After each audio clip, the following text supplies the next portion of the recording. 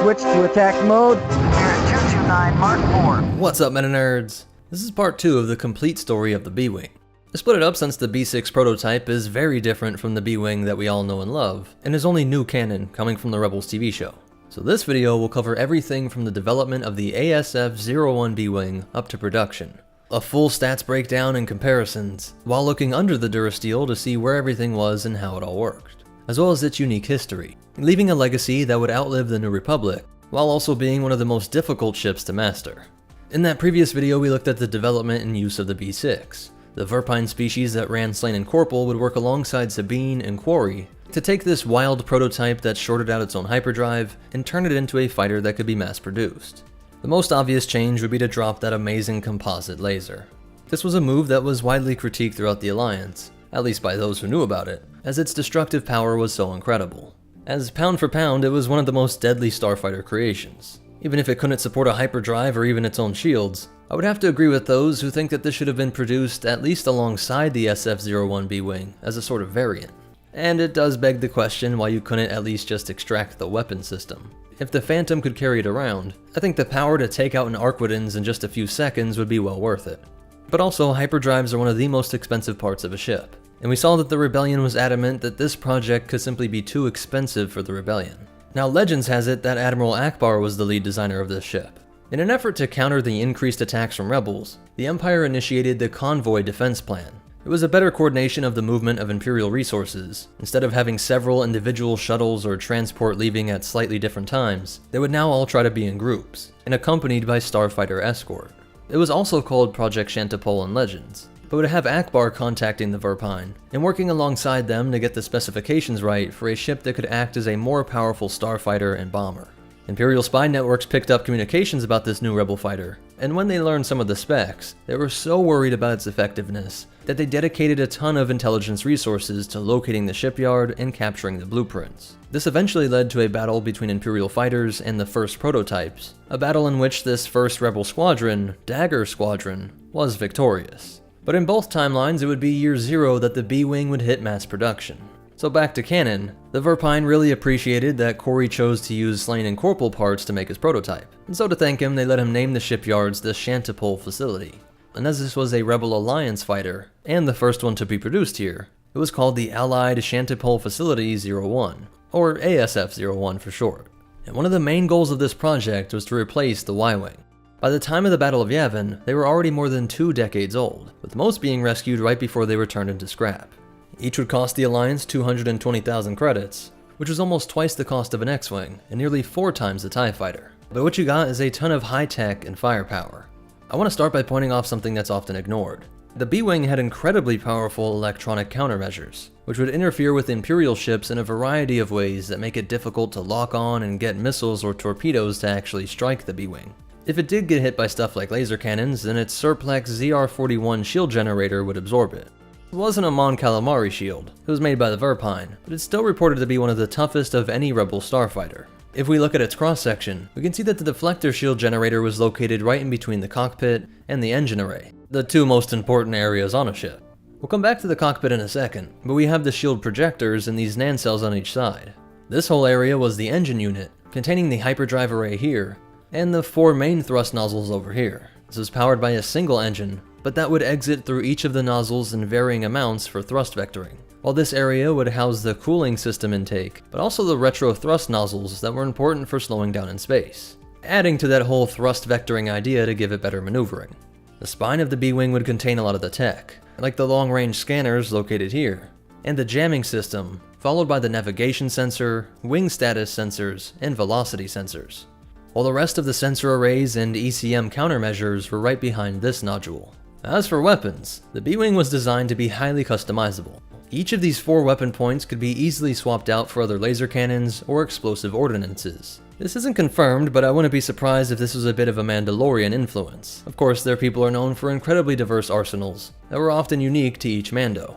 And we know that Sabine redesigned the weapon systems, so I could see how that makes sense. So it might be a similar concept. It's also great for a rebellion that didn't have the same steady supply lines of a proper army. If they were running low on Tabana gas for the laser cannons, or the opposite and torpedoes were harder to find, you can swap out your weapon systems based on the restrictions of supply, or just for mission-specific roles. allowing you to focus on any combo of ion, laser, or explosive weaponry. But the standard loadout was what we see here in the cross-section. On the end of each wing and at the base of the body are the Armec SW7A ion cannons. These use the precision targeting laser, the thin cylinder located right next to it, which gave the B-wing accuracy that drove the Imperials insane. Remember, this was hoped to replace the Y-wing bomber, and it packed 2 separate proton torpedo launchers, one at the base and one right below the cockpit, with a total payload of 12 standard or 8 heavy torpedoes. Then we have the RX-9 heavy laser cannon also at the base. And we're actually not done. Attached to the cockpit is the Girl 72 twin auto blasters. This worked like a sort of chain gun, in the sense that it would just spray a ton of plasma rounds downrange in rapid fire. They weren't that powerful and had terrible accuracy with no targeting at all. But with this standard loadout, you had an incredible variety of weaponry to take on anything. While it is hard to forget the composite laser of the prototype, you can see why this was considered a worthy replacement to the Y-wing, and pound for pound would be one of the most powerful ships out there.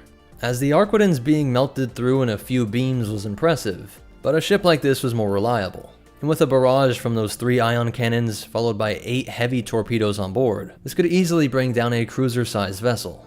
And as you'll see when we talk about the history, it could even take on some bigger targets, while the autocannons could rip through the unshielded TIE fighters. Though it's definitely more dependable than the prototype, and with those modular features, it was perfect for the Rebel Alliance. And if you're going to be a main starfighter/bomber, you really gotta have the ion cannons, the laser cannons, and the explosives. While as the prototype was just one very deadly, but not very versatile weapon. But we haven't even talked about the positives and negatives of 2 of its most famous features. The first one starts with those wings. The wings extend from the body and contain the anti-gravity repulsor field generators that help to get this thing off the ground. Cruising, these wings would just stay folded up, but in attack mode they would open, giving you a wider firing arc, but also making it more stable when flying through atmosphere. One of the problems was that this S-foil feature could lock up, which could be deadly if you were trying to exit worlds and they couldn't open, or make it nearly impossible to land if you couldn't fold them back down. You'd have to force a really dangerous crash landing, coming down on that lower torpedo magazine.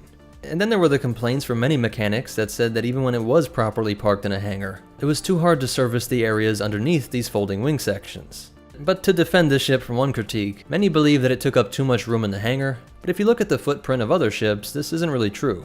At a length of 16.9 meters or 55 feet 5 inches, and a width of 2.9 meters or 9 feet 6 inches, it actually took up less area than the X-wing or Y-wing. The length was of course wider than the A-wing, but it's pretty crazy to think that a heavy starfighter bomber like the B-wing is actually thinner than that tiny Rebel interceptor. And so as we talk about that second main feature, let's take a look at the cockpit. Starting with the good. The main body can rotate a full 360 degrees around the cockpit, which would allow for a variable firing zone, as you could move your weapons around you without having to change your flight path. In a sense, this made it more agile, because you could move all the rest of the ship around while you were trying to make it through debris or terrain, again without having to change your path. Perhaps more importantly, is that this works as just another targeting countermeasure. You had your ECMs to electronically jam enemy targeting equipment, but because they all worked by zeroing in on the profile of the ship, when the B-wing effectively changed shape, many targeting computers had a hard time coding if this was the same vessel. Right behind the seat was the life support systems and gyroscope that would make sure that the cockpit remained stable while the body was rotating. And then the cockpit has its own sublight engines, allowing the whole thing to act as an escape pod, with this nodule ejecting from the body in case of emergency. You wouldn't have your hyperdrive systems, so you couldn't get that far, but this concept was to address the shortcoming of the Y-wing, because the Y-wing couldn't re-enter atmospheres to make a landing. But with this whole cockpit doubling as an emergency shuttle, you could survive for a while with the attached life support, and use those sublight engines to hopefully navigate towards a friendly ship, or safely down to a planet's surface. So yes, spinning really is a good trick, and the feature was great for both offensive and defensive reasons. But for most pilots, this was a great idea, but simply too overwhelming. Only top Rebel Ace pilots could handle the 360-degree rotating body, and all of the numerous and diverse weaponry, along with the complicated array of sensors and jammers. It also had no astromech support. This was something that the Verpine engineers pushed for, but Quarry insisted that this would both increase the price, but also tax the electrical systems. For hyperspace calculations, there was a navigation computer integrated into the controls, but this still required more input from the pilot than most other fighters. Luckily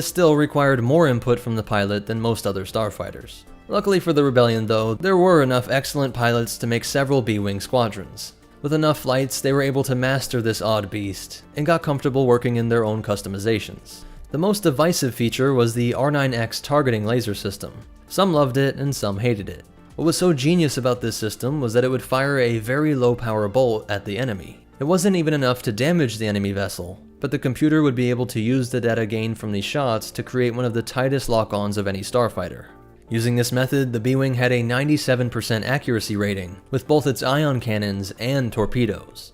That is ridiculously high, and remember, it was hard to hit this thing back with its ECM and rotation countermeasures. But the downside was that it revealed your position. Again, if it hit it, that targeting laser wouldn't do any structural damage to enemy ships, but astute Imperial pilots would see their sensors alerting them to some pinging in a certain direction.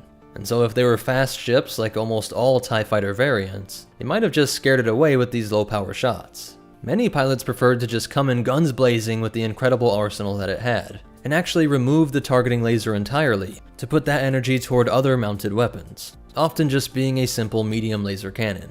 But some missions would call for swapping out that entire lower nodule and filling it with laser-guided bombs. Wedge Antilles of Rogue Squadron fame loved his X-Wing, but he also was one of the best B-Wing pilots out there, using them to liberate an Imperial prison on Bakura, and later to take out an Imperial-class Star Destroyer in 2 BBY, while its most notable use would be during the Battle of Endor, where they were alongside the Millennium Falcon being piloted by Lando Calrissian. And Blade Squadron, which defended these things as prototypes, would use them to score several starfighter kills, and even take out 2 Star Destroyers, playing a powerful role in the Rebel victory despite being much fewer in number than other Rebel fighters and bombers. And then just to twist the blade, B-Wings would be used to lead the assault on Kuat Drive Yards, a battle that resulted in its capture, the Empire's go-to shipyard, and whose cronies were fine with using political alliances to extinguish operations like Slain and Corporal. And in the years that followed, there would be multiple variants that emerged, like the B-Wing E, for Extended, that enlarged the cockpit and added a gunner to help the pilot. Remember, the original prototype had a pilot and a gunner as well. Now they were just both seated together. And it was this model that Admiral Akbar used often. And then there was the B-Wing shuttle. Same idea, but allowed for a pilot and 2 passengers. But this was more aimed at civilians, and only armed with light ion cannons. A year after Endor, they would be seen in the final battle against the Empire, over the desert world of Jakku. And once the Imperial leadership was completely fractured and their leaders reduced to simple warlords, the B-Wing would continue to fight against these disparate groups, sometimes including the forces of Warlord Zinj, other times defending the world Mon Calamari, and even have to protect their home when the fight came to the Verpine colonies in the Roche asteroid field. And they would be crucial to the liberation of Coruscant, going on to be an official part of the New Republic fleets, where they would then fight off the Yuuzhan Vong. After this, the galaxy was finally seeing long periods of peace, and many B-Wings would have their weapon points replaced with firefighting equipment, some returning to Endor to prevent the spread of forest fires, while others would be used in the dense urban environments like Coruscant. By 34 BBY, the First Order had made its introduction to the galaxy, and just 1 year later, the Resistance would rally several of these now older fighters to bring the fight to the revived Emperor's fleet on Exegol. In the memory of his father, Colonel Aftab Akbar would pilot one of these B-Wings, a ship that his late father helped to produce all those years ago. And its legacy would live on for several forms after this, like the AHS-1 Heavy Assault Airspeeder that was created from the wreckage of a B-Wing, and things like the Besh-type personal starfighter that was released by Slain and Corporal more than 100 years after the B-Wing was introduced. So that's it for the history and breakdown of the B-Wing, but you definitely want to hear these cool facts and behind-the-scenes stuff. The ship was created for Return of the Jedi by Joe Johnston and Bill George. Bill was so involved with it that they often called it the Bill Wing, but it gets its name from the fact that these 2 new Rebel fighters were named A Fighter and B Fighter, and that's how they became A-Wing and B-Wing. But funny enough, they also resemble those letters. At least the B-Wing looks like a lowercase b, much like how the X and Y-Wing look like their letters. In the original version of the film, there were a lot less scenes with the B-Wings as its strange shape was hard for the blue screen technology of the time, and so we got more scenes added with later versions, and there's still some great cut scenes. A lot of the details come from the book Star Wars Incredible Cross-Sections, The Essential Guide to Vehicles and Vessels, Guide to Warfare, the Rebel Starship Manual, and then a ton of RPG guidebooks. There's also a really amazing X-Wing miniature, with a bunch of cards that add details too. But most important of all, remember, when you have to pick the flashy prototype or the reliable starfighter, always go with the more dependable one, especially if it's still bringing down Star Destroyers. And the Force will be with you. Always.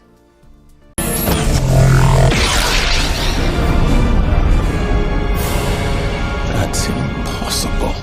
What's up, MetaNerdz? This video will be a complete breakdown of the B-Wing prototype, going from the origins of the B6 up to the production of what would be the ASF-01 B-Wing, the incredibly complex and powerful starfighter that helped to secure a rebel victory in the Galactic Civil War. Because everything about the B6 is canon, and it really is such a different ship from the ASF-01, we'll cover that in the next video, because it has quite a long story on its own. But if you truly want to understand the B-Wing, you have to know its origins, so let's go back to 4 years before the Battle of Yavin. The Rebel Alliance was still not officially organized, just a bunch of rebel cells spread throughout the galaxy, but starting to coalesce under the leadership of Bail Organa and Ahsoka Tano. Phoenix Cell was one of the most notable of these groups, who often worked directly with the Clone Wars veterans Rex and Ahsoka. The cell was trying to break an Imperial blockade on the planet Ibar, after getting reports from the citizens that the imps were attempting to starve the unruly population. The first attempt to deliver supplies was repelled, resulting in the loss of a CR-90. They needed something new, something more powerful to punch through the Imperial fleet, but these ships were all the Rebellion had at this time. This is still years before they would even have X-Wings. Luckily, the old clone Rex had an idea. He knew of a genius Mon Calamari shipwright that was hiding out on the planet Shantipole. He claims to have built a prototype heavy assault starfighter, a blockade buster. Shipmaster Quarry will only discuss his ship in person on the planet Shantipole. The problem was that this planet was infamous among pilots. Every pilot in the galaxy knows it's a one-way trip. The upper atmosphere of Shantipole was covered in miles of thick gas that would be ignited by most of the electronics used by ships, while also having terrain that was covered in spires of rock that just jutted up everywhere. Despite the risk, Kanan agreed with Rex that this was their best shot, and he even gets a nice jab at the cowardly A-Wing pilots before she departs. And no one else is volunteering to go, but I know you will. Hera was one of the best pilots in the Rebellion. She would need to be the one to go, though she worries that this might just be a waste of time, that the Ibar people were dying as they speak, but Kanan reassures her that this was their only hope. You want me to spell it out for you? We can't beat that blockade, not without a better ship. And so they had to put all of their hope into Rex's estimation of this mysterious hermit shipbuilder. Zeb and Sabine would accompany Hera, and because of that volatile upper atmosphere, they need to cut all of the ship's systems, falling into the planet and gliding their way down to Quarry's workshop. After their crash landing, a short, elderly Mon Calamari walks out to greet them. And Phoenix Squad wonders why the Sith would anyone want to build ships in a world like this. That's the perfect place to test them. If it can fly here, it can fly anywhere. Quarry was happy to show off his creation, a brilliant orange ship that appeared to be just a long strip of metal with no wings. A strange profile that thoroughly confused Zeb and Sabine. That's a ship? Is it upside down? But the fishfolk was thoroughly proud, and runs down some of the B6's features and weaponry. High-intensity blasters, ion cannons, and proton torpedoes! Hera is sold and can't wait to give it a spin, but the Mon Cal shuts her down. He has no idea who she is and has no reason to trust her. This craft represented years of hard work, and the sole purpose of his self-imposed exile. I've waited a long time for the right pilot. I can wait longer.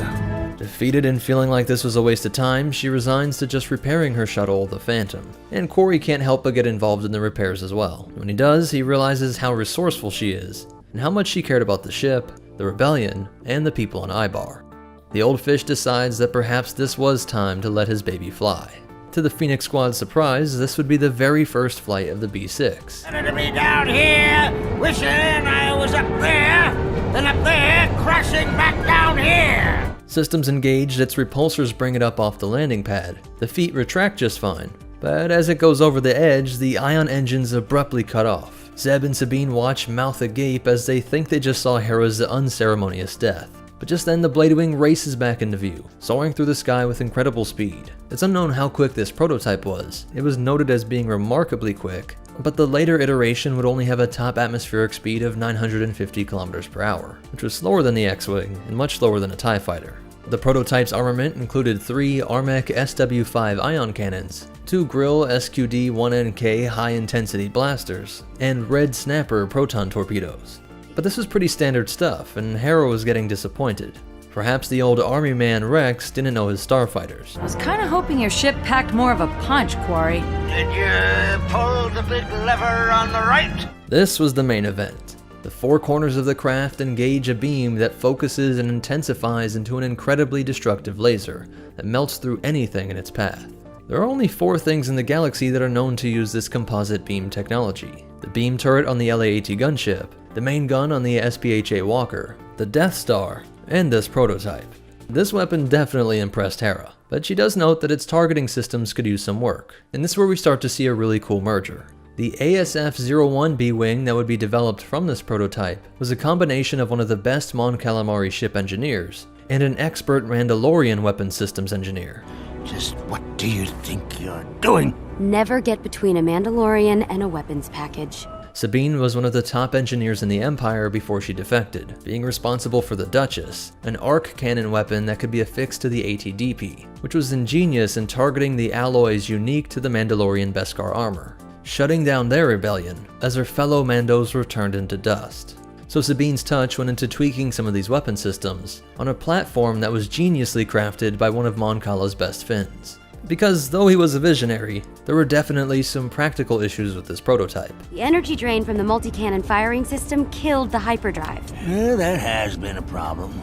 The power drain from the composite beam was too much to contain both the weapon and the hyperdrive, so its hyperdrive was shot, but he admits that he couldn't resist upgrading the hyperdrive in the Phantom.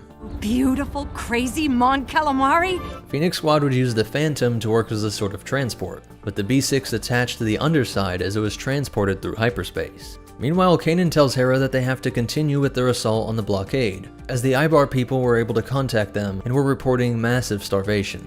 Their whole population was just moments away from an excruciating death. The fight would have to start without her, but then the odd orange blade pops into real space and is accelerating right at the Arquitans in orbit. One ship of unknown design. I would hardly call that reinforcements. Sabine would operate the main beam gun. Arquitan's turbo laser is frantically trying to shoot it down, but the expert piloting by Hera gets them close enough for the B6 to open fire. The composite beam works brilliantly, cutting through the durasteel and setting off all sorts of internal power systems and fuel inside of the Imperial vessel.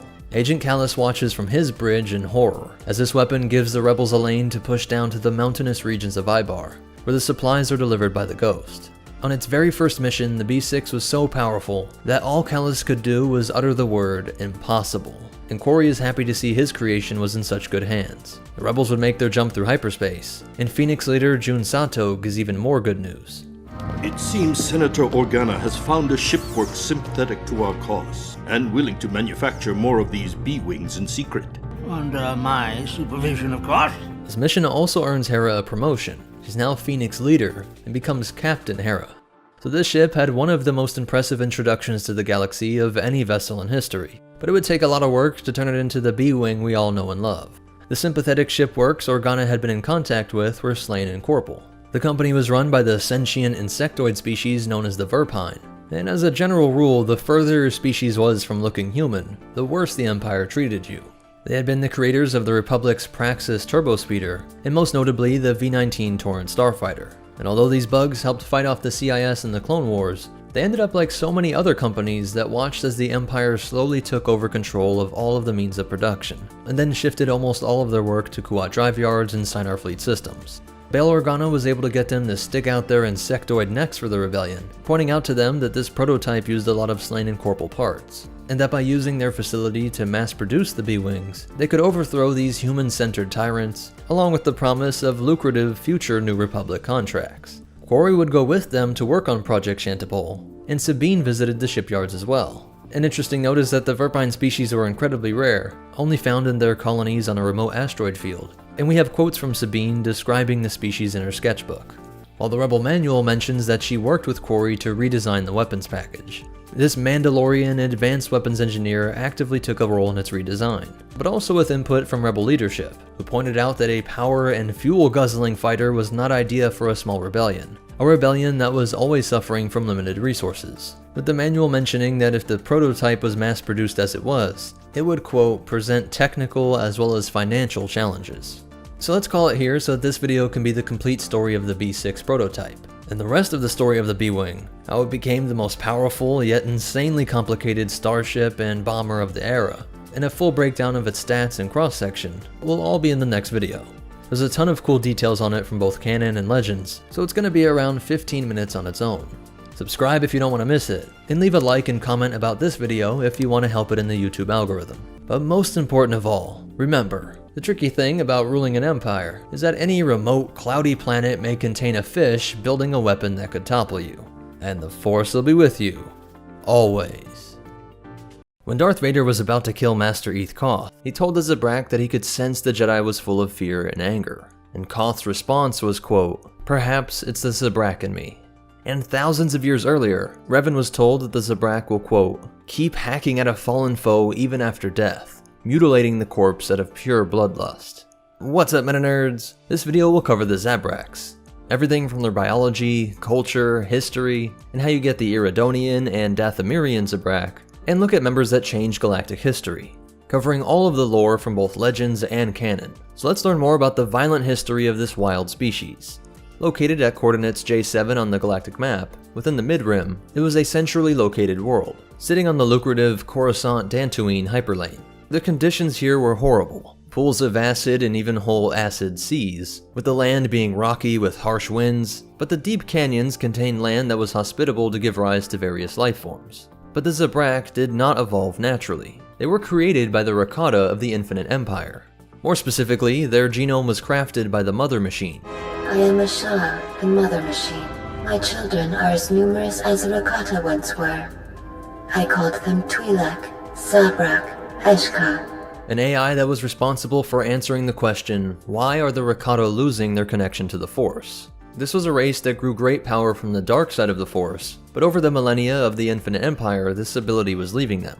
The few Force sensitives that remained tasked this AI with figuring out what could be done from the biological side, perhaps early research into midichlorians, and decided that to experiment, they should incarnate several different types of sentient beings. All of them are humanoid, or maybe it's more accurate to say Rakatanoid in shape, with 2 arms, 2 legs, and a head which contains a mouth and sensory organs. They would have a similar height of 1.8 meters or 5 feet 9 inches, and similar lifespans averaging 80 years. These species were seeded onto their homeworlds around 30,000 BBY, and the Zabrak would quickly become the dominant species on Iridonia, due to their intelligence, violence, and biological hardiness. The most striking feature were the horns on their head.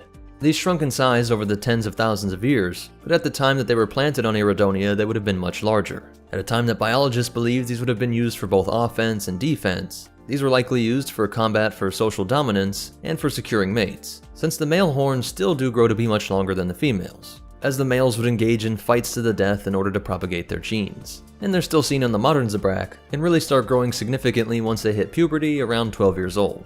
And by using this X-ray of Master Koth, we can see that they are bones that grow directly out of their skull. These horns would grow in a variety of different patterns, length, and even number.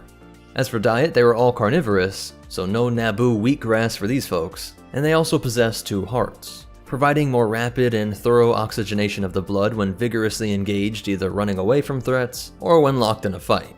This ability is literally superhuman, and would exhaust countless human combatants over the millennia. The harsh conditions on Iridonia also made them relatively less receptive to pain than most species, and their natural predators here were remarkably deadly, honing all the Zabrak into fiercely combative people. Almost all Zabrak would take on facial tattoos during a rite of passage to adulthood, which often indicated their family and region, but some were just chosen by the individual to represent something personal to them.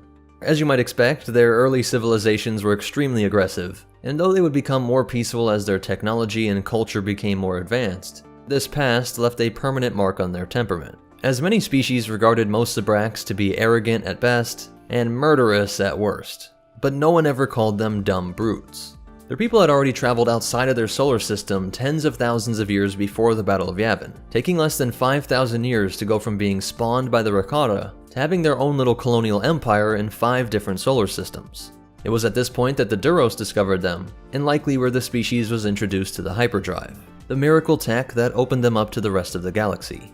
These savvy traders understood that Iridonia was a prime location as a midway point between Coruscant and the Outer Rim, and the dictatorship that ruled Zabrak was quick to make a trade agreement. This brought prosperity to their world, including imports from everything to exotic foods to high tech, that helped to raise their capital city of Maladris to the level of the galaxy's most advanced civilizations. Here, many would slowly lose their native Zabraki language, in favor of the universal language of Galactic Basic. But this all came at a grave cost: war. Horrifying reports from the Outer Rim seem to portend the utter destruction of the Republic. The first would be in the year 3996 BBY. These fallen Jedi would set the galaxy ablaze, with their fierce Mandalorian allies terrorizing colonies throughout the outer and mid-rims. Of all wars in Republic history, the war with the Mandalorians was the bloodiest. As one war bled into another, resulting in decades and then centuries of war, with only small breaks in between. The Mandalorian warriors were infamous for their brutality, and by this time the number of Zabrak colonies were growing exponentially. They quickly found they were no match for the Mandalorians, but the Zabrak did love a good fight, and those biological advantages mentioned earlier did help them to earn some victories. We get a first-hand account of this from the incredible engineer Bal Dur. I remembered when word of the Mandalorian attacks arrived on Iridonia. My people had colonies across the Outer Rim. Many of them were among the first systems to fall. I hated them. I wanted to destroy them, to give them the mercy they gave the people they conquered. Victories were rare, but we celebrated every Mandalorian's death. That loss of control blinded me, turned me into a weapon. This Zabrak was also a Jedi, serving under Mitra Surik during the Mandalorian War, and was who designed, constructed, and activated the Mass Shadow Generator.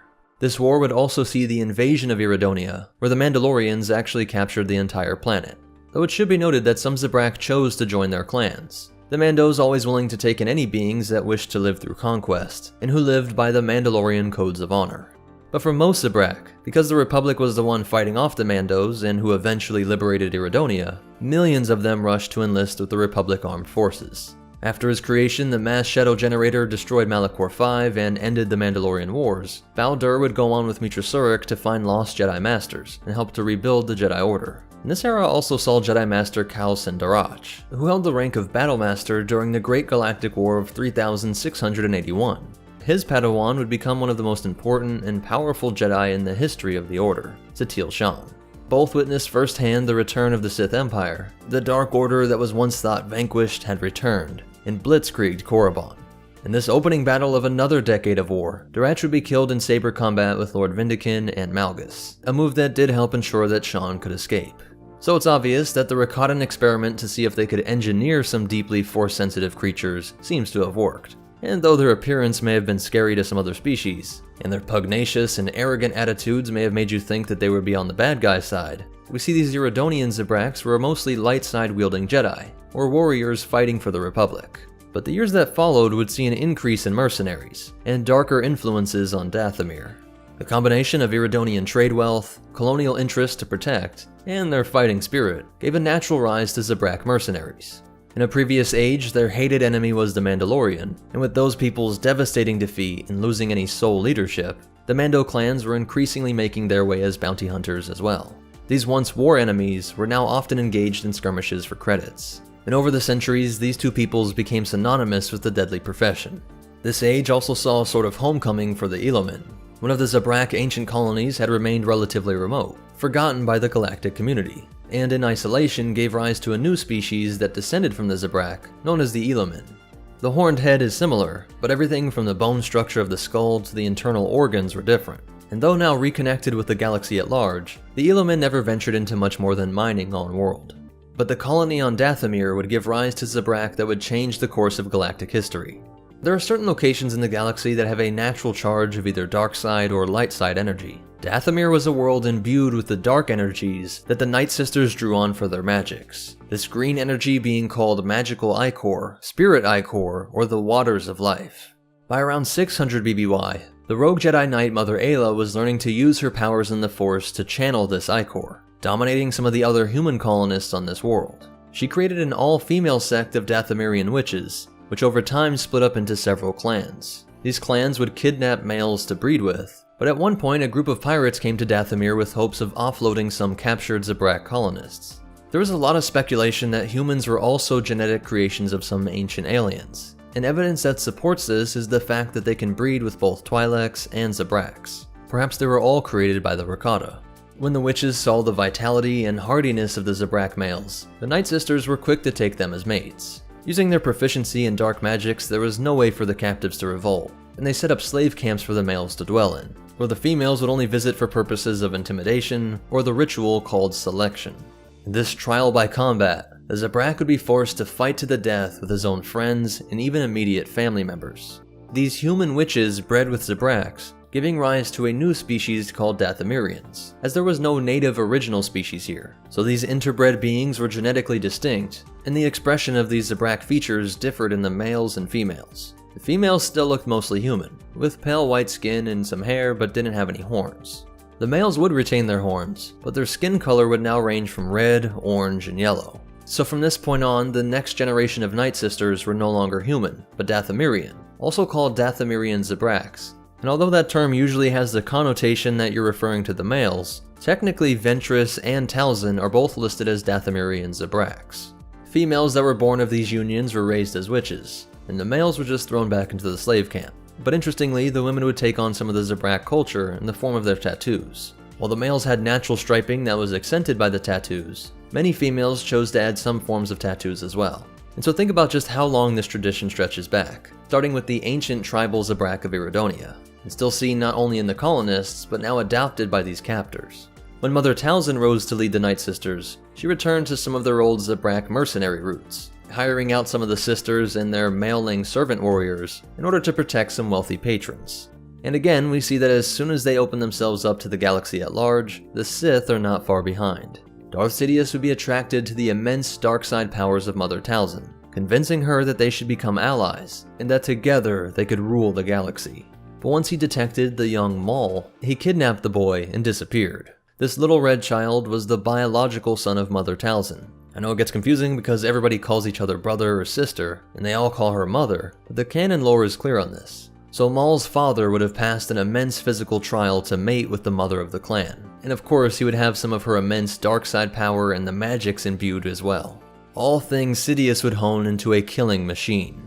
But Maul certainly wasn't the first Zabrak Sith. Though the Old Republic Zabrak Jedi were much more famous and powerful, there were several Sith throughout the Empire, and even in the later Brotherhood of Darkness. In fact, there was a group of 3 Zabrak apprentices that tried to ambush and kill Darth Bane in the Sith Academy on Korriban.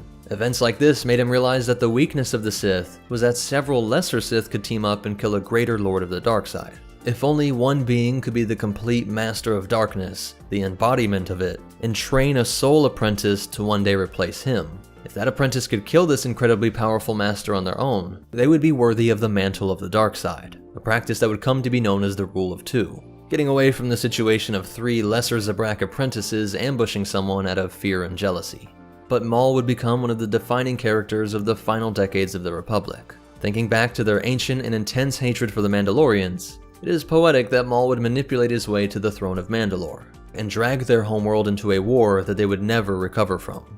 Along his journey, he would be saved by his blood brother Savage Opress, who not only passed his own intense trial to become Ventress's assassin, but would also be enhanced with the magics, the green ichor or spirit of life. With both him and Maul, we see how their biology could be altered with this sorcery, growing taller, getting denser muscles and bones, increasing their stamina, and even elongating their horns. With their natural Zabrak attributes of those 2 hearts, and that greater resistance to pain, these 2 would go on to use these traits to kill numerous Jedi in the final years of the Clone Wars. And it truly is an incredible testimony to Obi-Wan Kenobi's skills as a swordsman.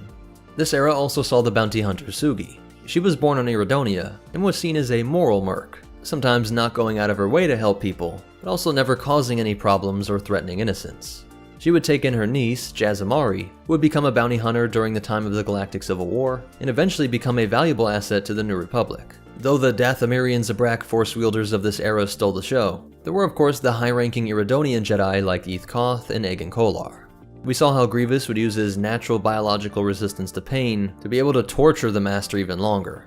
Master Kolar would be killed during the attempted arrest of Supreme Chancellor Palpatine, but Koth would survive Order 66. He would marry a fellow Zabrak named Mira, who then gave birth to a daughter. Darth Vader would discover them just moments after Koth's child was born, killing the Master, and his Inquisitor kidnapped the Force-sensitive girl. Legends say that Master Shakti also survived Order 66, but when she was hunted down by Starkiller, Shakti's Padawan Maris Brood fell to the dark side. What was really unique about her is that her horns had a unique deep red coloring. Now, something that isn't often fully grasped is that the final attack by Grievous, Dooku, and Sidious that destroyed the Night Sisters and killed Mother Talzin for good might have caused the Dathomirian Zabrak subspecies to go extinct. Only the males were spared, being off in their camps, but all of the witches were hunted down. So this mixed human Zabrak subspecies was believed to have come to an end, that was until Merrin was discovered 5 years after the establishment of the Empire. She and a few other Night Sisters did survive and were hiding out in the rubble of their once powerful coven. And though we can't be certain, perhaps this subspecies still lives on. During the chaos of this post-war era and into the Civil War, crime would flourish in many areas across the galaxy, often attracting Zabrak youth particularly, as they were stronger than most species in a fight, and were actively targeted by gang leaders, as a couple powerful, horn-headed beings in your crew had an especially intimidating look. Iridonia and all of the Zabrak colonies would feel the stranglehold of the Empire, who quickly undermined most of their industry and turned their population into a workforce to support the large stormtrooper garrisons that were springing up on all of their territory. That Zabrak spirit of independence and combativeness became a great asset to the Rebel Alliance, much like their flocking to the Old Republic thousands of years ago. This occupation of Iridonia was not tolerated. Guerrilla-style tactics killed many bucketheads in the streets of the Zabrak capital, and throughout the Civil War you would see numerous members of their species in rebel uniform. With the fall of the Empire, they would become powerful allies of the New Republic.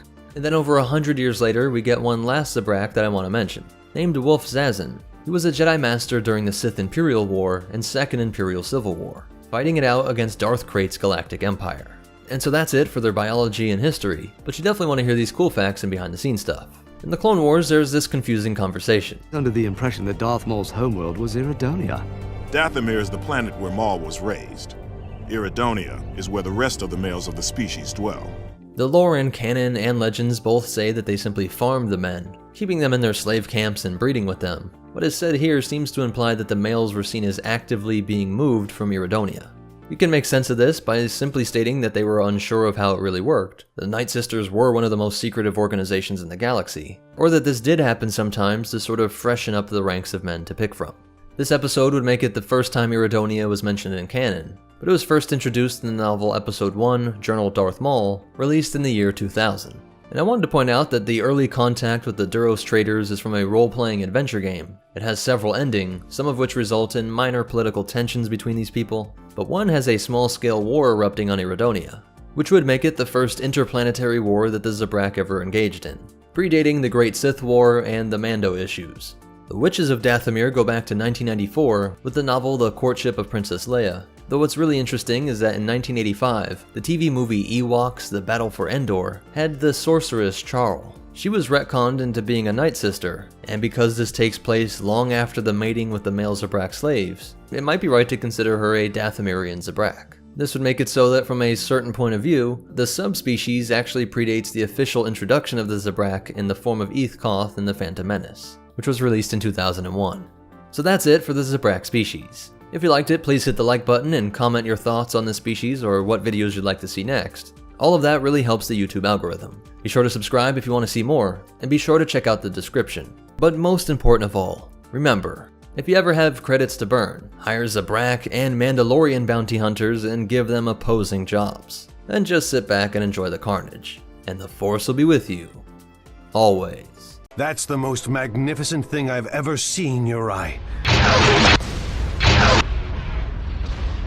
What's up, MetaNerds? This video will cover the Eclipse class dreadnought, and to get this out of the way early, there is a canon version of this ship, which is incredibly important to the survival of the Imperial Remnant and rise of the First Order, but everything seems to point to that just being your standard Super Star Destroyer of the Executor class. I will cover that in a separate video soon, but this video will be a complete breakdown in history of the awesome Legends Eclipse, the super weapon that was one of the most powerful creations in galactic history, and by far the most powerful of the Galactic Civil War era. And we'll even touch on the short life of the Eclipse too. Well, let's start with its purpose. Admiral Conan Antonio Madi tells us that the Eclipse class, and its sister ship class, the Sovereign, were a part of the Emperor's 100-year plan for the galaxy. When these could come to replace your standard Star Destroyers and even Super Star Destroyers, then Palpatine could be certain that there would be no chance of rebellion, or even extragalactic invasion.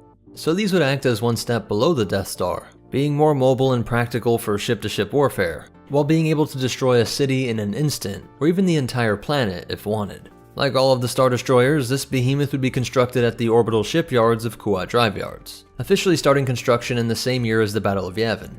The entire ship would be built around the super laser weapon. By this point, the prototypes of the Death Star hidden in the Maul installation were proving just how powerful this weapon was. This green composite beam had blown apart a Star Destroyer in a single blast, disintegrated a rebel-held Lucrehulk named the Fortessa after only firing the beam at 4%. And in this same year they would see it fired at full power, turning the entire planet of Alderaan into space dust. The idea of placing one of these super lasers inside of a ship came shortly after this, seen in Admiral Victor Strang's flagship, the Conqueror. The midsection of a standard ISD was hollowed out to fire this composite beam, but the problem was that this had even worse defenses against Rebel ships than your normal ISD. If Rebels took this thing out, you lost that incredibly expensive superweapon. So in typical Palpatine fashion, he decided that this weapon should be placed in a vessel that would be large enough to act as a mobile space station.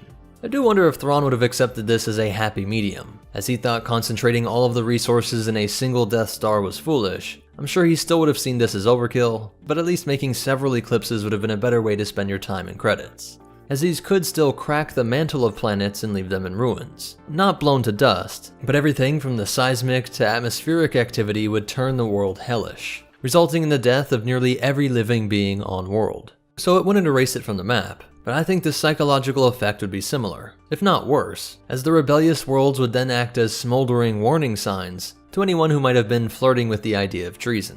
It was determined that the Eclipse would have an incredible length of 17,500 meters, or nearly 11 miles long. That's about 11 Star Destroyers, or an ISD shorter than the Super Star Destroyers of the Executor class. It's also 117 CR-90s back to back. It would be around 8,510 meters, or 5¼ miles wide, which is nearly 9 times an ISD, or about 3 Lucrehulks across. And at a height of 5,910 meters, or 3.7 miles, it was 12 times the height of the ISD, or equivalent to 61 Zillo Beasts. If it showed up here on Earth, it would be about twice the size of Manhattan, and 7 times the Burj Khalifa. Or another way to think of it is that it would be more than half of the way down to the bottom of the ocean. Now, though the super laser was the focus, this gradual sloping of the sides and this sharp bow up front are two features designed to ensure that the Eclipse can dominate in a space battle. There are an incredible 550 heavy laser cannons, 500 turbo lasers, and 75 ion cannons all spread out across the surface of this ship, stacked in layers right above each other to make sure that each of these guns could always get their shot on target. And this would be more than 8 times the guns on a single ISD. So this one ship had the firepower of a large fleet without even counting the super laser.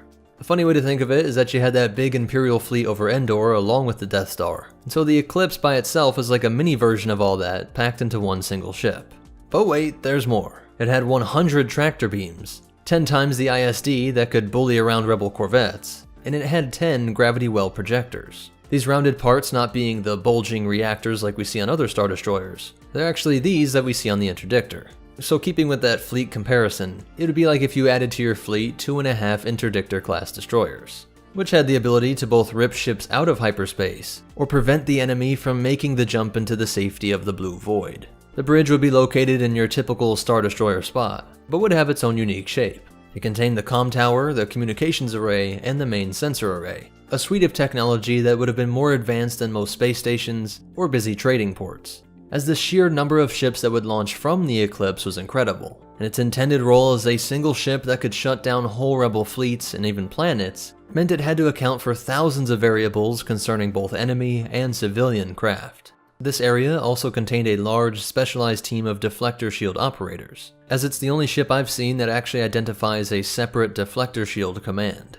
What I find hilarious is that they placed it above the bridge, in the most exposed part of the ship, just a little extra incentive to make sure they were on their toes, and the first ones to die if systems were to fail. The charge for the laser would use the full length of the ship to build up a composite beam, and is something that may indicate that this is the bare minimum length possible. Jokes aside about how Sidious always seems to be overcompensating with his ridiculously large ships, perhaps with this weapon system, the ship really did have to be this big. At the rear, we see the 6 enhanced sublight engines. Though what enhanced means exactly is still kept an Imperial secret, this is what gives the Eclipse and Super Star Destroyers their red ion glow instead of blue, which helped to give this city-sized ship a maximum acceleration of 940 G, which is 4.5 times slower than a TIE fighter, about 1/3 that of a Venator, and about 76% that of the Executor-class dreadnought. And its hyperdrive was on par with most ISDs, rated as a Class 2. So this thing can get across the galaxy quicker than most cargo ships, and even tied with some starfighters. Now as for its complement, there were enough ships here to black out binary star systems. No normal TIE fighters, just specializing in the elite TIE Interceptor for an anti-fighter role, and bombers for an anti-capital ship role. 50 squads of interceptors, totaling 600 individual ships, and 8 squads of bombers, totaling 96 ships. There would also be a vast number of shuttles, not just used to travel from capital ship to capital ship, or even down to a surface, but actually to quickly travel across the Eclipse itself. It also contained 100 AT-ATs and 5 prefabricated bases. You can see that these bases were not simple war tents, but massive fortresses that could lock down a whole city. These craft would be contained in hangars scattered around the ship, and you can see in this one cluster just how many hangars there were and how they were all stacked on top of each other. While the ventral side of the Eclipse contained the larger aft launch bay that could take in things like gunships and corvettes, while this fore launch bay was large enough to take in a Victory-class Star Destroyer. It would have been overkill, but I imagine it wouldn't have been too good for Rebel morale to see this sort of super-duper Star Destroyer give birth to a baby Star Destroyer, when you know that the baby was more powerful than most things in the Rebel fleet. Now, as you might expect, to run all of this you needed a large crew, which might as well be called a population, as the Eclipse was really a city in its own right.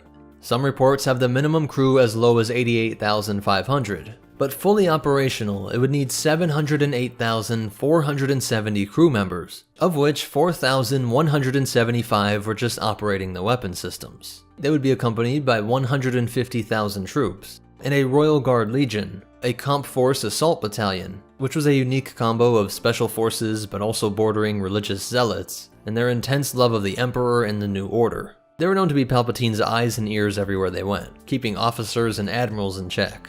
It also had Imperial Sovereign Protectors, the elite of the elite chosen out of the standard Royal Guards, and they would only answer to the Emperor.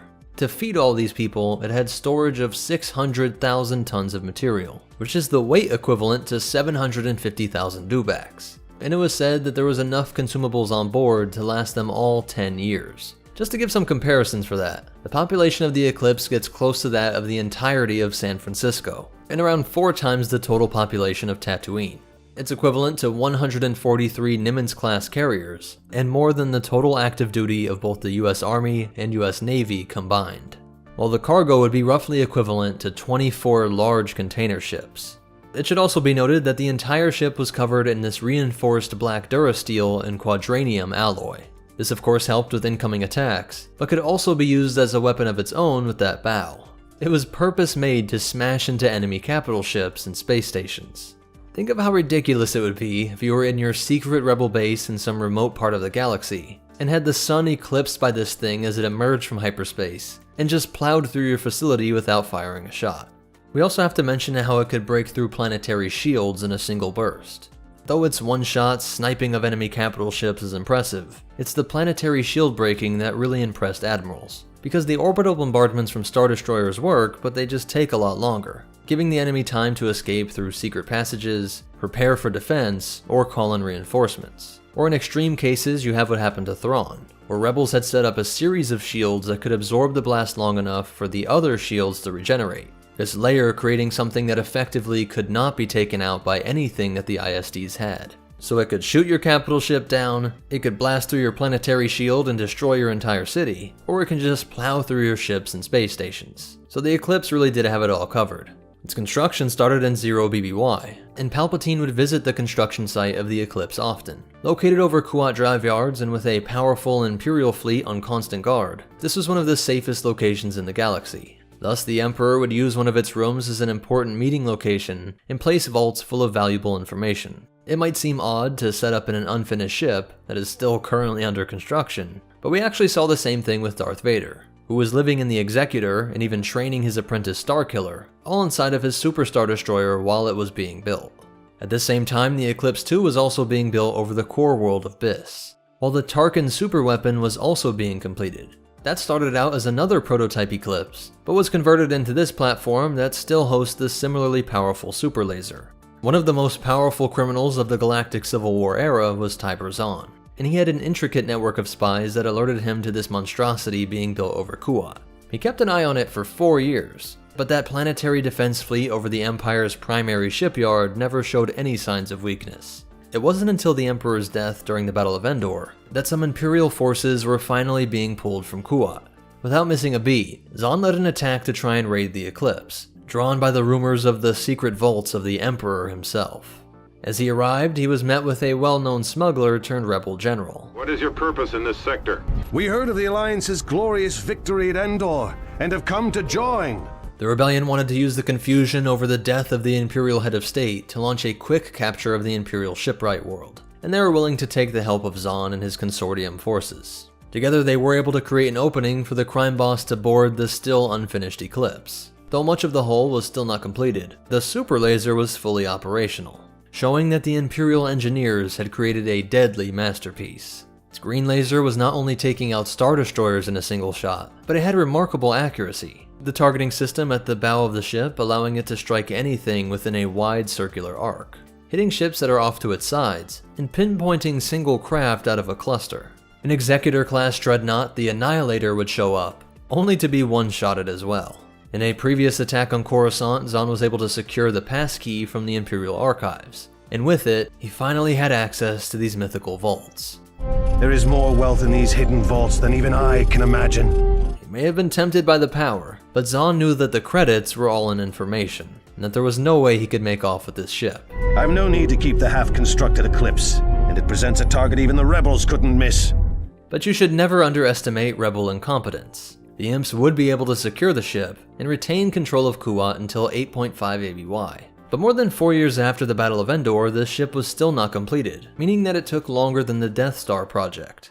The New Republic would finally launch a large enough invasion of Kuat that most of the Kuat employees and loyal Kuati had to pack inside of the Eclipse and make the jump to Biss, the core world where Palpatine was still secretly ruling his empire, defying death through his mastery of cloning tech and Sith alchemy. From this new body, he would oversee the completion of the Eclipse in Eclipse 2, and the ship would act as a mobile command post for the Empire, where the Imperial Remnant would plan their war strategies. A year and a half later, in 10 ABY, Palpatine would make his first major offensive against the New Republic, deploying the World Devastators to Mon Cala, which really shows his hatred of the Fishfolk, as Mon Cala was going to be the second target of the first Death Star, and the first target of the DS2. Though this battle would result in an NR victory, the Eclipse went on a terror streak throughout the galaxy. Word spread that this was the personal flagship of the Emperor, and so every time it showed up, everyone was scrambling to just flee. Frustrated at this, the next attack would be on the Republic headquarters at Dasucha 5. Using its vast array of comm systems, the Eclipse was able to flood every frequency with the Emperor's message to Leia. The rebels could not get a distress signal out, and so Leia gave in to his demands. Luke was being pulled by the dark side, and was at the Emperor's side throughout this whole campaign, originally hoping to bring down the Emperor from within his operation. But when Leia came before them, she was able to convince Luke that they could fight him together. To show just how powerful the dark side was, Sidious created a force storm, a ripping torrent of pure dark side energy that was set to consume the NR fleet. But together, the children of Anakin were to focus on the light, creating a wave of power that turned the storm towards the Emperor's prize ship. The two Jedi escaping just moments before the decade-long creation was ripped into space debris. But the Emperor's spirit would incarnate once more. Again leading from Biss, he was able to complete the construction of the Eclipse 2, taking it to the homeworld of the Sith on Korriban, and nearly destroying an NR fleet during the Battle of Onderon. Here, Lando and R2 would work together to take control of the ship's hyperdrive systems, and the galaxy's longest-lived hero would save the day once more, with R2 recalculating the ship's hyperdrive to have it emerge at the exact coordinates of the Galaxy Gun, another one of the revived Emperor's planet-killing superweapons. When it popped into real space, the collision was instant and catastrophic, bringing a final end to the Eclipse line. This would also mean the near extinction of the Royal Guards as well, with those on board being the last alive, though a few, including Kirkanos and Karnor Jax, would carry that legacy forward. And this explosion also sent a Galaxy Gun shell at Biss, destroying the world and killing all of the Emperor's remaining clones. So that's it for the Eclipse, but you definitely want to hear these cool facts and behind the scenes stuff. A lot of this footage was gameplay from people playing on YouTube with different mods of Empire at War. All of them are linked down in the description, as well as the sources on some of the fan art used.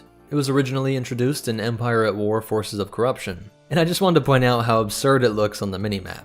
The designers based the look of the bow, and how it was used, on the rams of ancient Greek and Roman ships. And there are a ton of discrepancies across different lore books, and even how it's seen, with the Eclipse 2 ending up with more engines, and a lot of those mods had different amounts as well. The length is off from the Dark Empire sourcebook to the complete encyclopedia, but what was presented is what is most consistent. The majority of the works have the same stats, and so those are the official ones listed in what I used. Additional information comes from the Essential Guide to Warfare, Starships of the Galaxy, and the Imperial Handbook. But most important of all, remember, there's always a bigger ship, and the Force will be with you.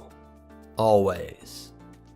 The Togruta are a people of contradictions. Seen as elegant and beautiful, savage and tribalistic, feared for their deadly poisonous bites. Also a peaceful, egalitarian society with a Force tradition that predates the Jedi Order.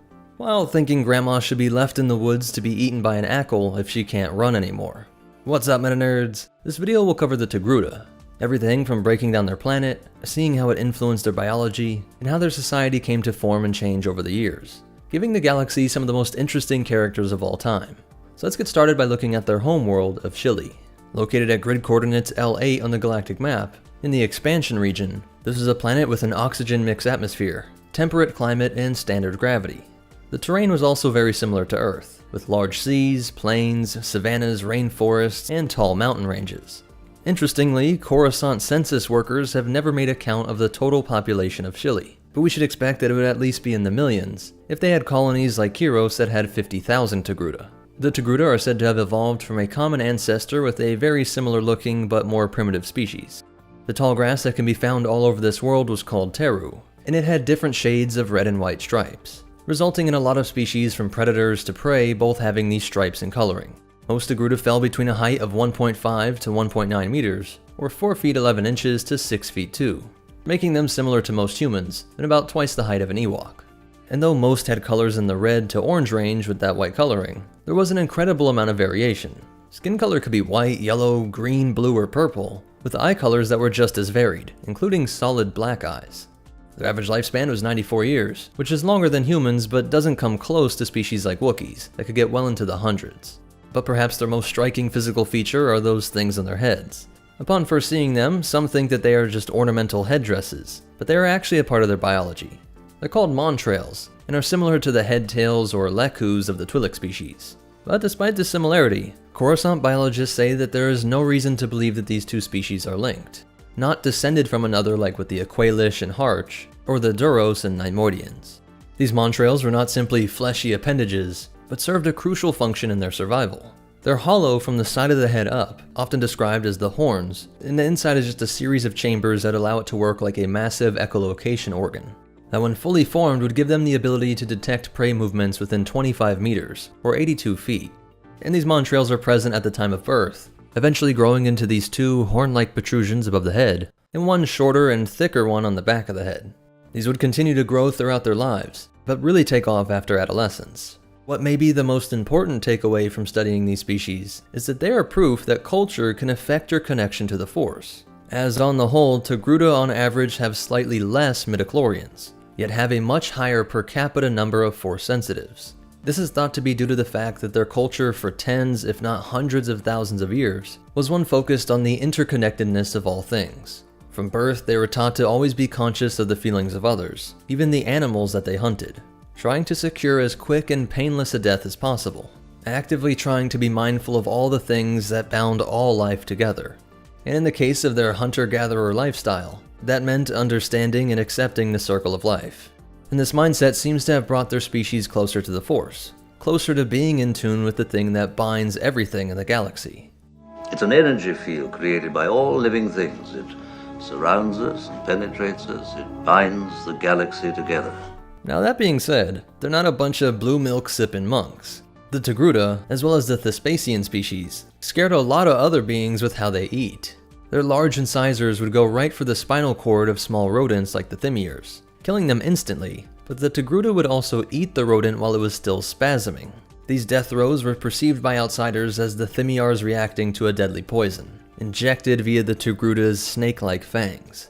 Most wouldn't remember their high school xenobiology well enough to understand what was going on, and many Togruta used this to their advantage, leaning into the myth that they had a deadly poisonous bite, and watching as off-worlders treated them with more fear and respect. Many of the ways that they would connect to their environment for hunting purposes morphed into a reverence of this connection in later religious ideas. Their montrails made them connected to the air pressure and sound waves, and they would hunt without shoes to feel the ground and sense any movement. And thus later beliefs would make this idea more abstract, and you start getting ideas that covering the head, tails, or feet were seen as ways of cutting you off from what we would call the Force. So they weren't just clothing choices, but something with a spiritual significance. This hunter tradition also influenced the village layout and architecture. They would all pack into communal living quarters, with the families all on top of each other, all codependent for gathering resources. As soon as you were able to throw a spear, you would join in the hunts. The whole village would hunt together, and each would share the food equally. Some outsiders held up this egalitarian society as a model to copy, but they conveniently overlooked the Togruta's other unique social practices. It was rare for a Togruta to die of old age. Most of those who died did so during the hunts, falling behind and being left by their friends and families, injured by the animal or environment, or just outright being killed by the local wildlife. The Togruta would not help anyone who couldn't make it on their own. It could be anything from a broken leg to sickness. If you could not recover and make it back under your own power, you were left in the field. Most outsiders saw this as a chilling coldness of these people, but the Togruta tied it back to their view on the circle of life. If this person was not healthy enough to continue on by themselves, they should no longer take the life of a healthy creature killed during the hunt, or consume the resources gathered from the land. Ahsoka would keep up most of the traditions of her people, but likely would have opposed this ideology with her exposure to the Jedi Order. She is one of the most compassionate Jedi we meet, always concerned about helping those that can't help themselves, even droids. So I can't imagine she would let a mother die alone in a jungle, being ripped apart by predators, just because this Mama Gruta slipped and broke her leg.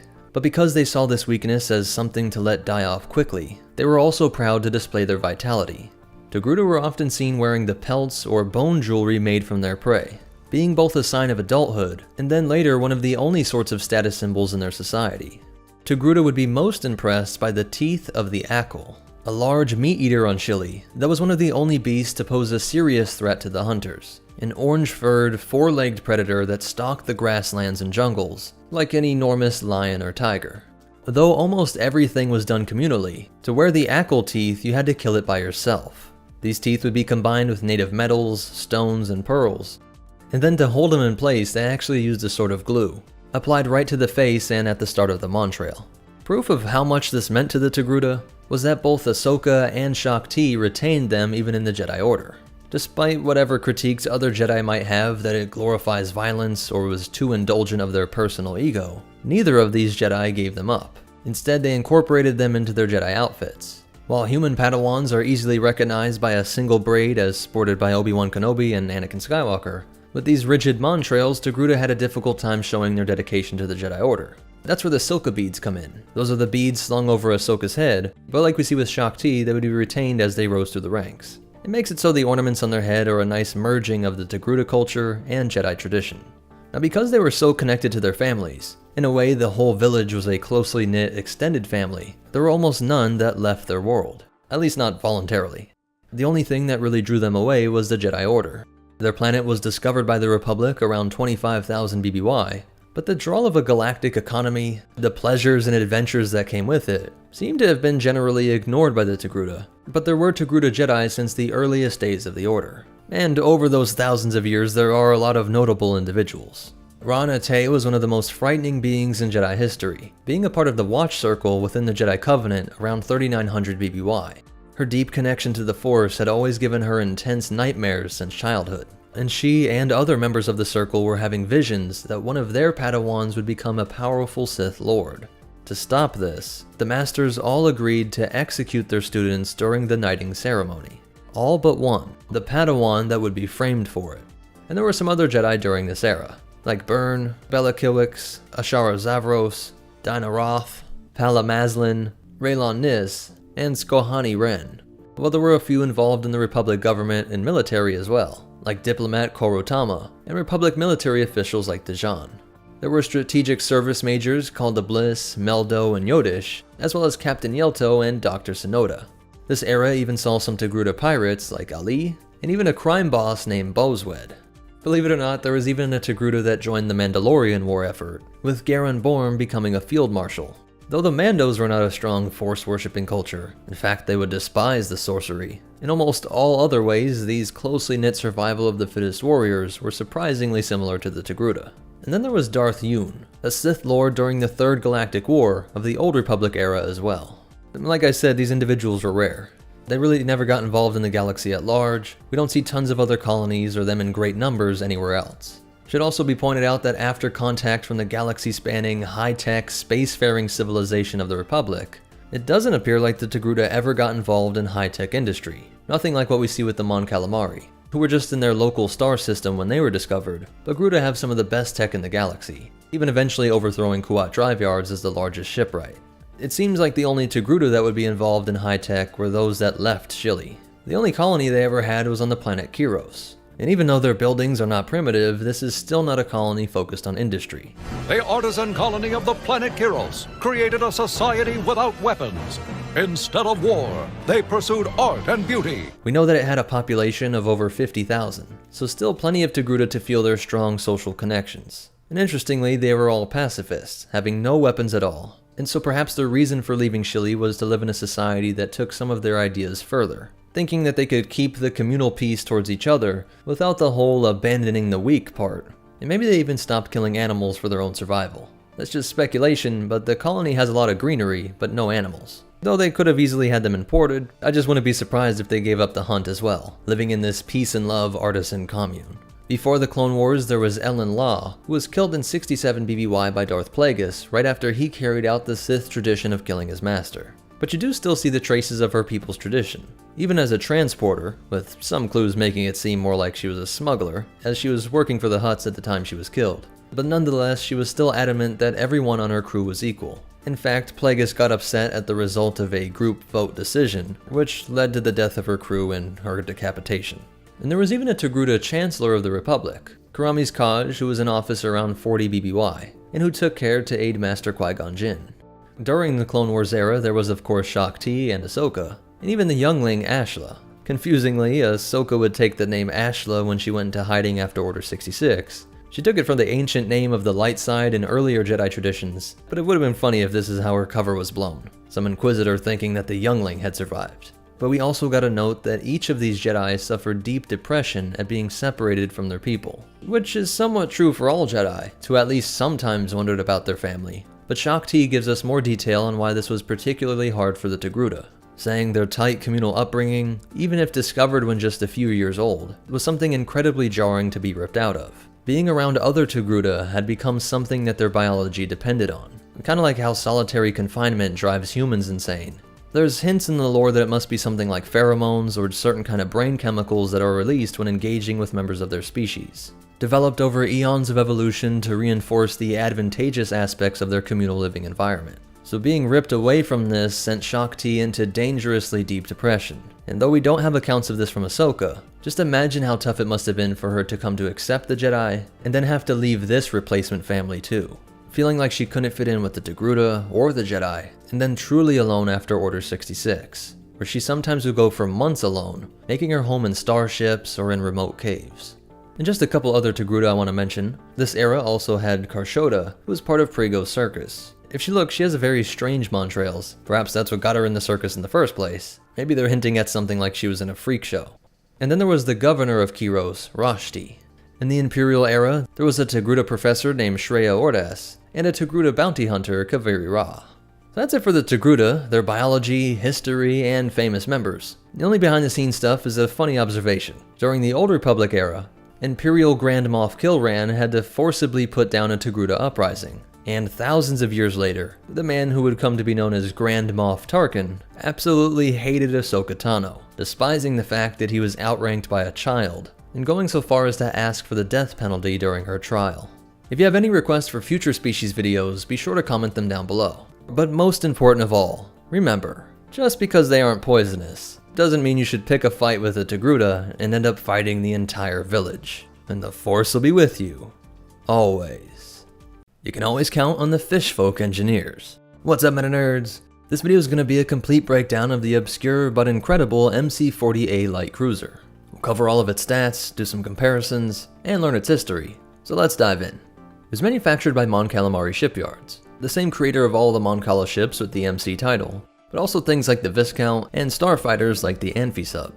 At a length of 600 meters or 1,969 feet, it was the same size as an interdictor class cruiser. and about half the size of a Venator. If it showed up here on Earth, it would be nearly twice the length of a Nimitz-class aircraft carrier, or twice the height of the Eiffel Tower. Its armament was impressive, with 14 turret-mounted medium turbolasers, 7 on each side, 2 forward-mounted concussion missile launchers, with a total payload of 50 missiles on board. The medium ion cannons numbered 18, with 4 on each side and 5 each at the forward and aft.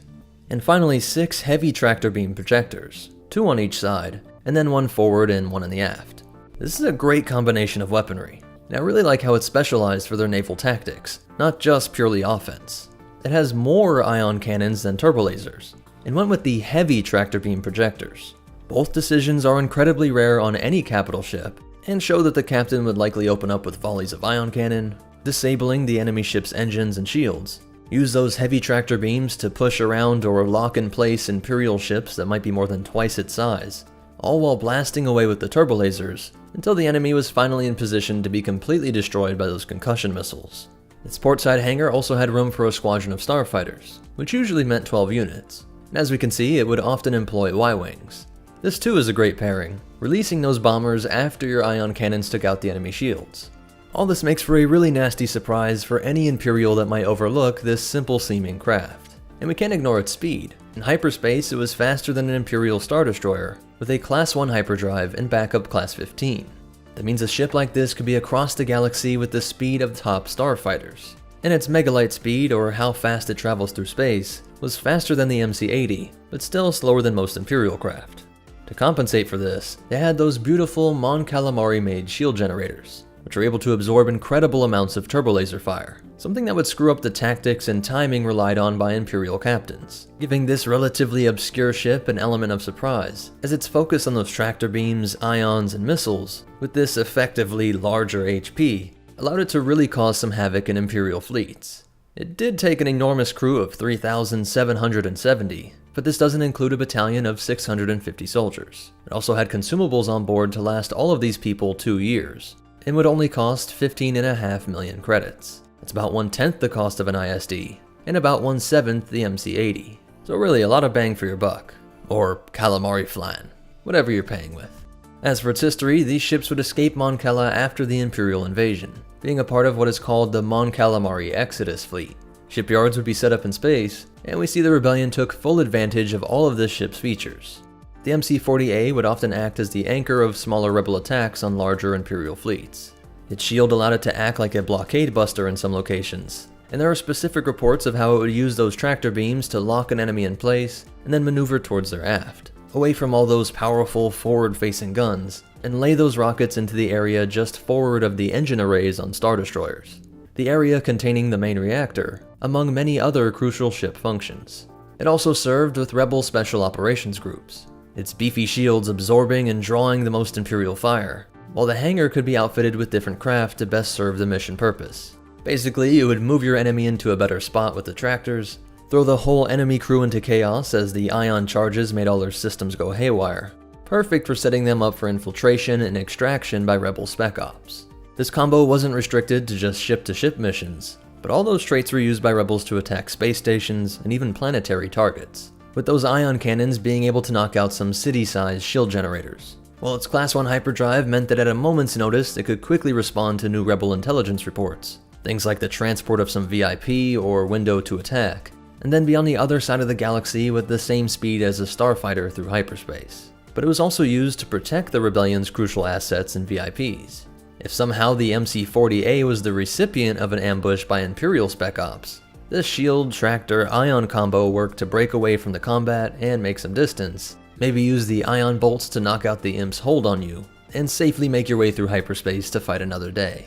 It is said to have been used up past the Battle of Hoth and Endor, even fighting off the Yuuzhan Vong. So I hope you can see why I think it's a shame that we see so little of this ship, but at least we see that it retained all of its awesomeness in canon. Maybe you'll see it in some future show, but right now it's only appeared in canon in the books Starships and Speeders, and that's where a lot of these stats were retained, being previously laid out in the book Strongholds of Resistance, and making appearances in the Star Wars X-Wing and TIE Fighter games, as well as the comic Legacy War Issue 5. The only thing that really changed was that in Legends its shields were relatively normal, a 1696 SBD rating, which is on par with something this size. But in canon, while not given a number, it states that it had exceptionally strong deflector shields, which allowed it to slug it out with much larger ships. So that's it for the MC-40A light cruiser. Be sure to comment your thoughts on this ship. Do you think it fits a good role, or would you just go with some of the larger MC ships? But most important of all, remember, Mon Cala engineering plus rebel hit-and-run tactics are the stuff Imperial nightmares are made of. And the Force will be with you, always.